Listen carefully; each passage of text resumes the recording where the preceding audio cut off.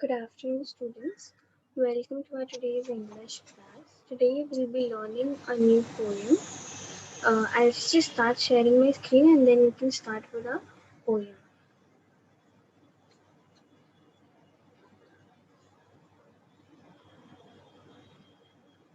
I hope my screen is visible to all. Okay. So, students, we are currently in the middle of a pandemic. There are so many people who have gone into depression during this period because they were away from their family, their friends, or have lost someone due to the disease. Some did not even have food to eat. It is indeed a very difficult time for all of us. I am sure that even you all have faced some or the other challenge during this period. The challenge that I faced during this period was the death of my uncle and not being able to be a part of his funeral. Yes, why? Because we were all locked up in our houses. Yes, students, we were all locked up in the house, not allowed to visit our friends, relatives, no outdoor games, etc. There were many things we couldn't do. But no matter what problem we faced, there are still some positive things that we still we that we things that we still do even during this difficult time. Even during this crisis, we are still close to our near and dear ones, our parents, our friends. Especially, we have food to eat. And though our schools are shut, we are still learning. None of us would have ever thought that we would be sitting at home and learning online. We were not even aware about the applications like Zoom, Google Meet, or Google Classroom existed before this. But here we are, sitting in our online class, sharing our screens. We now have our school to our doorsteps. It has made us all really technologically advanced. So, by this, we understand that obstacles will come our way, but life will still go on. We just have to be positive and find the right solution to our problems. And under any circumstances, we don't have to give up. So, students, by this, we understand that we might have problems, but rather than looking at the negative, we should appreciate our lives and be thankful for the good that we have. And today, also in our English class, we will be studying a poem, a very beautiful poem, which will motivate us to stay positive in life and to appreciate even the slightest blessings in the poem Count Your Garden. Now, the topic that is Count Your Garden. The poem name is Count Your Garden. Now, by this, the poet is not expecting us to count all the gardens in our locality. The word garden here means blessings. In short, the poet is asking us to count our blessings. Now, I will read the poem for you all, and I want you all to listen to the poem really carefully. Count your garden by the flowers, never by the leaves that fall. Count your days by golden hours. Don't remember clouds at all. Count the night by stars, not shadows. Count your life by smiles, not tears. And with joy on every birthday, count your age by friends and not by years. Students, whenever we go to a garden, we all see the beautiful flowers in the gardens. We see roses, lilies, tulips, daffodils, etc. The trees with fruits like apples, mango, and admire the beauty of the garden. We never look at the leaves that are fallen down. What does the poet mean by the leaves that fall?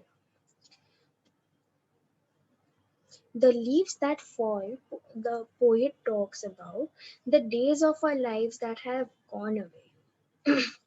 We should not be upset about the days that have gone away, but we should rather look at the days ahead and work towards making them better. Now, I would like to show you all a picture. Now, the woman that you all see holding the flag of India, this lady is Anurama Sinha. In the year 2011, Anurima Sinha was pushed from a running train by robbers while she was resisting them. As a result, her left leg had to be amputated below the knee. She got rod in her legs and multiple fractures in her spinal cord. Her aim was to climb each of the continent's highest peak and hoist the Indian flag. She has already done 7 peaks. She faced a lot of criticism, but she never gave up. In spite of her problems, she looked at the bright side and achieved her goals in life with positive attitude and willpower. She did not let her problem overtake her. She considered her accident as the dead leaves that are falling down, and her achievements are the flowers of the garden. In the same way, students, we should not be worried about the bad days that have gone by. They are the dead leaves for us, and we should try hard and achieve our goals in life. Now, what are the third and the fourth line of the poem saying to us? The third and the fourth line says, count your days by golden hours. Don't remember clouds at all. Here, the term golden hours means happy moments, and clouds are sad moments. The poet is asking us to count our days with happy moments. For example, you may have got average marks in your examination, but you won first prize in sports competition. There might be someone who won a prize in dancing competition but is bad at singing. It is not necessary that you excel in all the fields. We should count the achievements in our life as the golden hours. Those are the happy moments. And some things are not in our control. We shouldn't worry about them as they are the clouds of our life. We should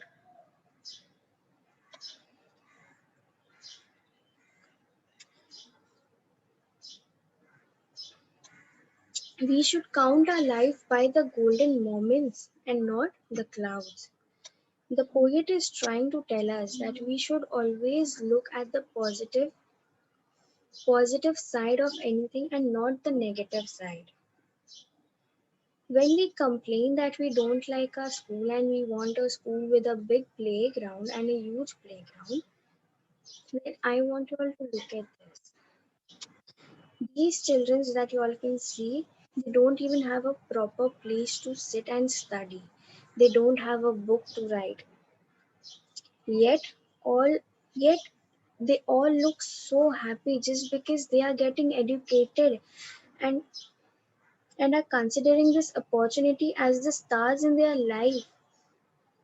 The fact that they are poor are the shadows in their life, and they are not letting their shadows take over the stars. Similarly, we should learn a lesson from them and appreciate the fact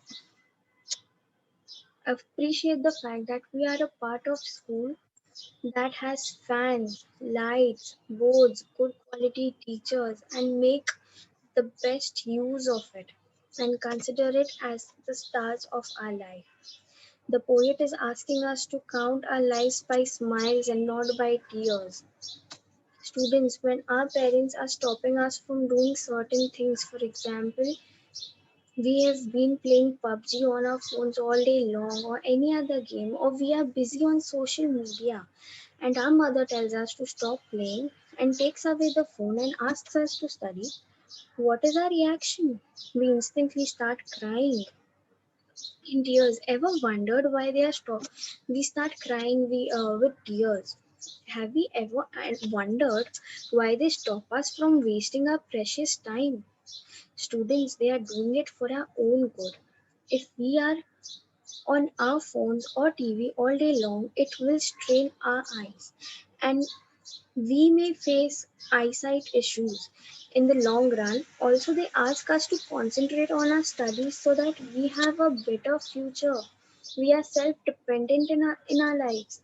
But the moment they yell at us or stop us from doing something, We start crying in tears.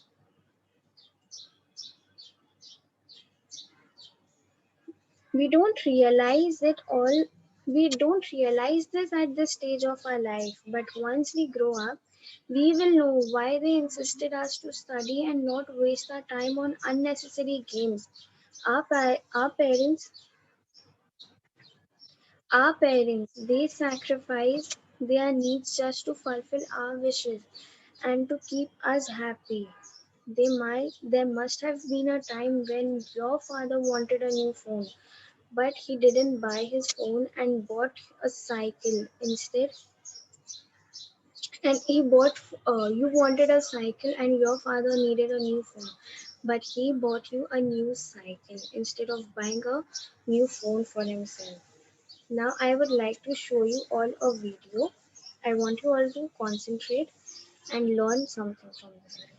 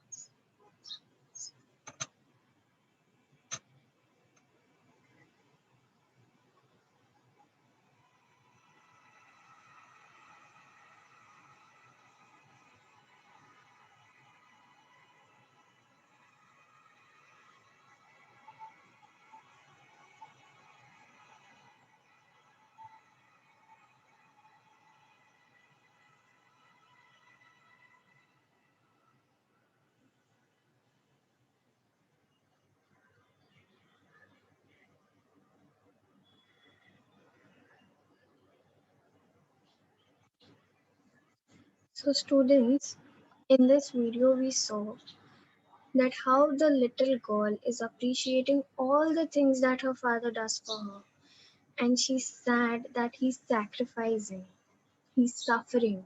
She notices every sacrifice done by him. But in the end, you'll see how both of them are still happy. This shows us that the little girl is counting her smiles and not her tears.